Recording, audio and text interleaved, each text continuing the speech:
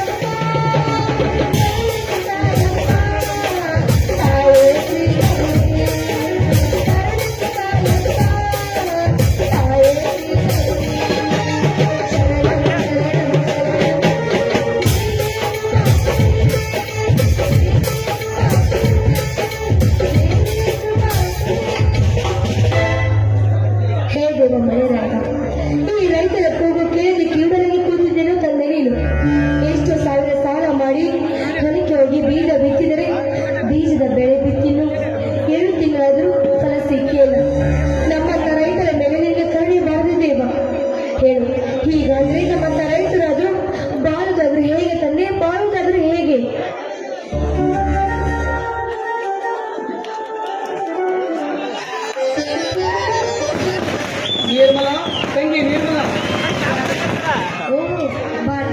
ಹೊಲಕ್ಕೆ ಈಗ ಬಂದಿರಣ್ಣ? ಹೌದಮ್ಮ, ಹೊಲಕ್ಕೆ ಹೋಗಿ ಈಗ ಬಂದೆ. ಹೊಲದಲ್ಲಿ ಬಂದಿದ್ದಪ್ಪ ನೋಡಿದರೆ ಮನಸ್ಸಿನ ಒಳಗೆ ಬೆಂಕಿ ಇಟ್ಟಂಗಾಗುತ್ತದೆ ಅಮ್ಮ, ಬೆಂಕಿ ಇಟ್ಟಂಗಾಗುತ್ತದೆ. ಮಳೆ ಆಗಿಲ್ಲವೆಂದು ನಿನ್ನ ಮನಸ್ಸಿಗೆ ಶಾಪ ಮಾಡಿಕೊಳ್ಳಬೇಡಣ್ಣ. ಇವತ್ತಿನ ನಾಳೆ ನಮ್ಮ ಕೂಗು ಆ ಮೇಘರಾಜನ ಕಿವಿಗೆ ಮುಟ್ಟಿ ಮುಟ್ಟುತ್ತಲ್ಲ, ಮುಟ್ಟಿ ಮುಟ್ಟುತ್ತೆ. ನಮ್ಮ ತಂಗಿ ಸತ್ತ ಮೇಲೆ ಆಡಿದ್ರೇನು, ಸತ್ತ ಇದಕ್ಕೆ ಶೃಂಗಾರ ಮಾಡಿದರೇನು, ಯಾವುದಕ್ಕೂ ಪ್ರಯೋಜನವಿಲ್ಲ. ದಿನನಿತ್ಯ ನಮ್ಮ ರೈತರ ಸರಣಿ ಜಾಸ್ತಿ ಆಗುತ್ತದೆ. ಇದನ್ನೆಲ್ಲ ಕಂಡು ನಮ್ಮ ಈಗಿನ ಬಡ ರೈತರು ನೇಣಾಗಿಕೊಂಡು ಸಾವಿಗೆ ಶರಣಾಗಬೇಕನ್ಸುತ್ತದೆ. ನಮ್ಮ ಸಾವಿಗೆ ಶರಣಾಗಬೇಕನ್ಸುತ್ತದೆ.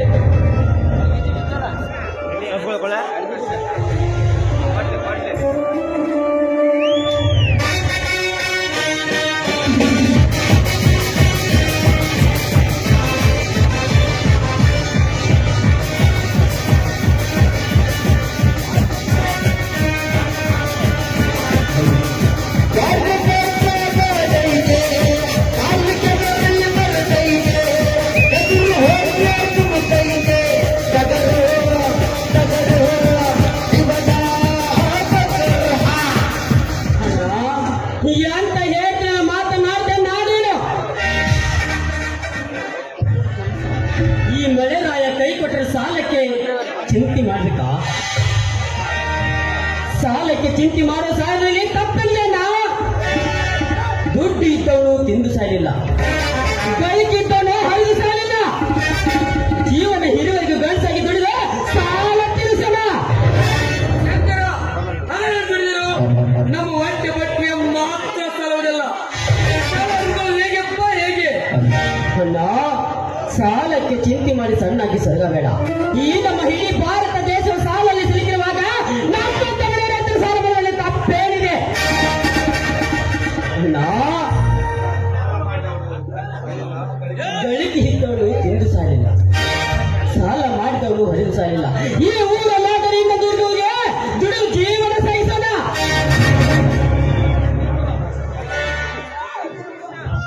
ಅಲ್ಲ, ಕೈಯಲ್ಲಿ ಏನು ಹಿಡ್ಕೊಂಡು ಬಂದಿದೆಯಲ್ಲ, ಈ ನನ್ನ ತಂಗಿಗೆ ಏನಾದ್ರು ತಗೊಂಬಂದಿದೆಯಲ್ಲ? ಹೌದಮ್ಮ ತಂಗಿ, ನಿನಗಾಗಿ ತಂದಿದ್ದು. ಶಂಕರ, ನಮ್ಮ ಮುಂದಿನ ದಿನಿಗೆ ನಿನ್ನ ಕೈಯಲ್ಲಿ ಏನು ತಂದಿದ್ಯೋ? ಅಣ್ಣ, ನಮ್ಮ ಊರಿನ ಮಾರುತೇಶ್ವರಲ್ಲಿ ಒಬ್ಬರ ಹೆಣ್ಣು ಮಕ್ಕಳಿದ್ದವರಿಗೆ ಸೀರೆ ಮಾಡುವ ಪದ್ಧತಿ ಬಂದಿದೆ ಅಂತೆ ಈ ಊರಿನಲ್ಲಿ.